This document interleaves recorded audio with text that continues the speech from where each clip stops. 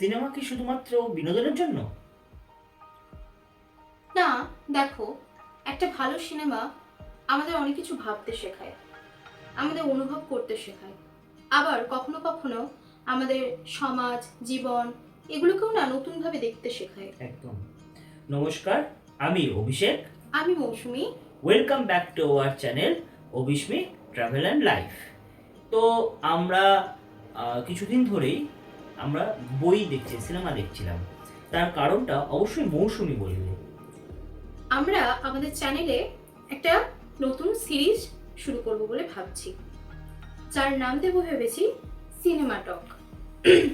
তো এই সিরিজে আমরা শুধুমাত্র সিনেমার গল্পগুলো তোমাদের বলবো না, আমরা বলবো এর মধ্যে লুকিয়ে থাকা ইতিহাস, দর্শন, সমাজ, সম্পর্ক, জীবনের শিক্ষা।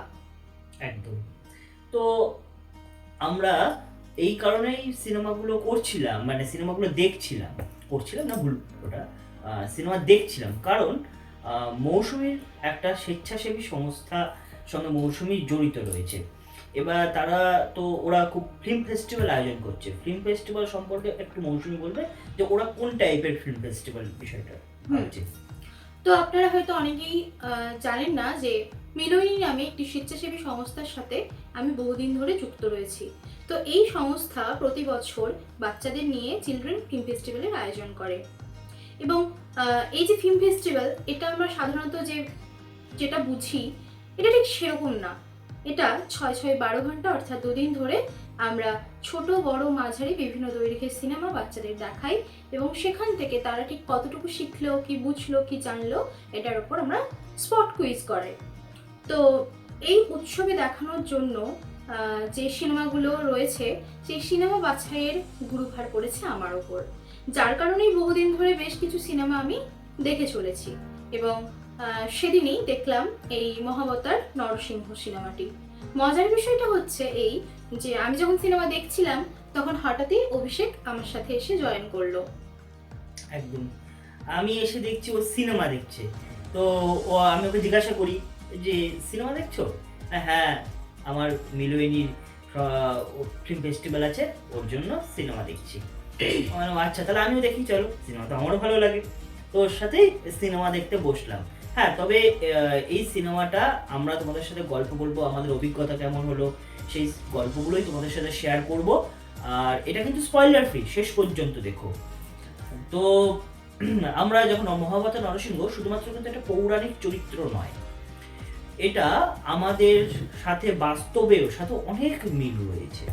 তো দেখতে দেখতে আমার মনে হয়েছে যে সিনেমাটা খুবই কিন্তু প্রাসঙ্গিক। তো এই সিনেমাটা লিখেছে হচ্ছে জয়পূর্ণা দাস আর হচ্ছে অশ্বিনী কুমার। অশ্বিনী কুমার। নামটা আমি ভুলে যাচ্ছিলাম, প্রচুরবার মুখস্থ করেছি, নামটা মুখস্থ হচ্ছে না। আর ছবিটা পরিচালনা করেছো অশ্বিনী কুমার। একদম। হ্যাঁ, তো এটা ওনার প্রথম চলচ্চিত্র কিন্তু। তো সেই হিসেবে যদি দেখতে হয় আমি বলবো মানে এটা মানে ওয়ান অফ দ্য মাস্টারপিস। আমার তো ভীষণ ভালো লেগেছে। ভারতীয় অ্যানিমেশন সিনেমার মাস্টারপিস বলতে পারো। একদম একদম একদম ভারতীয় অ্যানিমেশন সিনেমার মাস্টারপিস। কিন্তু মানে এটা এই বইটা না দেখলে হয়তো বুঝতেই পারতাম না যে অ্যানিমেশন সিনেমা ভারতবর্ষে এতটা ম্যাচিওরড হয়ে গেছে। একদম।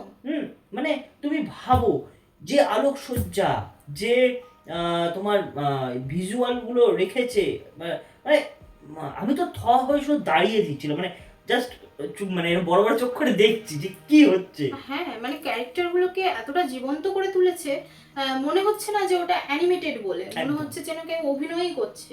একদম। বিশেষ করে তুমি দেখেছো নরসিংহের যে ক্যারেক্টারটা ওখানে প্লে করছে, মানে দারুণ দারুণ, এক কথায় দারুণ। মানে সাজসজ্জা, ওদের গয়না, আমি এতটা ডিটেলসে দেখছিলাম বিষয়টা, ওদের লুক, ওদের এক্সপ্রেশন সবকিছু দেখেই মনে হচ্ছে যে আমি অ্যানিমেটেড ফিল্ম দেখছি।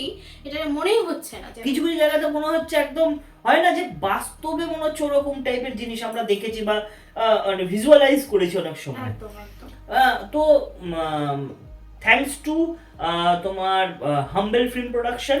আর একটা কি ফিল্ম প্রোডাকশন ছিল আমার সময়? Clean production. হ্যাঁ হ্যাঁ হ্যাঁ। ক্লিন প্রোডাকশনের প্রযোজনায় আর হাম্বল ফিল্মসের উপস্থাপনায় এই সিনেমাটা তৈরি হয়েছে।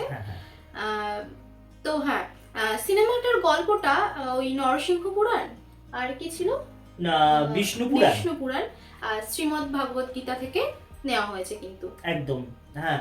কিন্তু মানে আমি বলছি মানে পৌরাণিক কথা, তুমি দেখো এখনো কিন্তু সেই সমস্ত তখনও যে সমস্ত প্রবলেম গুলো ছিল এখনো আছে, এখনো হিংসা আছে, হুম, এখনো দম্ভের অহংকার আছে। একদম। তো এই যে জিনিসগুলো, এই যে এখনো কিন্তু বাস্তব, মানে এর মানে সিনেমাটা যদি কেউ দেখো তাহলে দেখবে এখনো সেই বাস্তবের সাথে অনেক মিল আছে। হ্যাঁ, তো আমি বলবো সিনেমাটা কিন্তু তোমরা একবার কেউ এখন নেটফ্লিক্সে আছে, নেটফ্লিক্সে কিন্তু গিয়ে সিনেমাটা অবশ্যই ভিজিট করো। হ্যাঁ, যারা দেখোনি এখনো পর্যন্ত সিনেমাটা গিয়ে অবশ্যই দেখতে পারো। তবে হ্যাঁ, ছোটখাটো হয়তো কিছু ভুল ত্রুটি থাকবে, তবে পুরো সিনেমাটার যে আবহটা রয়েছে সেই আবহটাকে কিন্তু ওরা মানে কিছু ক্ষতিগ্রস্ত করতে পারেনি ওইটুকু ত্রুটি দিয়ে। আমরা তো সব কিছু জায়গাতেই বুঝতে থাকে, পারিনি। ওটা হ্যাঁ, সব জায়গাতেই আমরা থাকে। এনজয় করেছি সিনেমাটা খুব। এবং শুধুমাত্র কিন্তু তুমি দেখো এই যে সিনেমাটা মানে বাইরের যে সমস্ত অ্যানিমেটেড যে ফিল্মগুলো সেখান থেকে তো নকল হয়নি। আমাদের যে ঐতিহ্য, আমাদের যে একটা ঐতিহাসিক যে বইগুলো আমাদের রয়েছে, তার থেকেই নতুন আঙ্গিকে ওটা ওটা করেছে। তা আমি বলবো আমাদের ক্ষেত্রে আমরা যে ওই নিজের শেকড়কে আমরা কিন্তু এই বইটা দেখে খুঁজে পাবো। হ্যাঁ, একদম। তো এই বইটা এই তুমি সিনেমা দেখো, তার ফলে কি হবে যে তুমি দেখবে তোমার জীবনের সাথে না অনেক কিছু মিলবে বিষয়টা। আসলে অনেকেই মনে করতে পারেন যে এই সিনেমাটা শুধুমাত্র একটা ধর্মীয় গল্প, কিন্তু আসলে সেটা নয়। আমরা বুঝেছি এটা একটা বিশ্বাসের গল্প, তাই না? একদম, এটা বিশ্বাসের গল্প। যেমন প্রহ্লাদকে দেখে তুমি কি বুঝতে পারো? হ্যাঁ, প্রহ্লাদ শুধু একটা শিশু নয়, উনি হচ্ছেন অটুট বিশ্বাসের প্রতীক বলা যেতে পারে। একদম, যেরকম নরসিংহ শুধুমাত্র কিন্তু শক্তির প্রতীক নয়, নরসিংহ কিন্তু ন্যায় প্রতিষ্ঠার প্রতীক। আর যেখানে ভিলেন, তার নামটা বলো তো? ওই তো হিরণ্যকশিপু। একদম, হিরণ্যকশিপু শুধুমাত্র কিন্তু ওই মানে সীমাহীন মানে যে একটা ক্ষমতার যে আস্ফালন, হ্যাঁ, তার প্রতীক।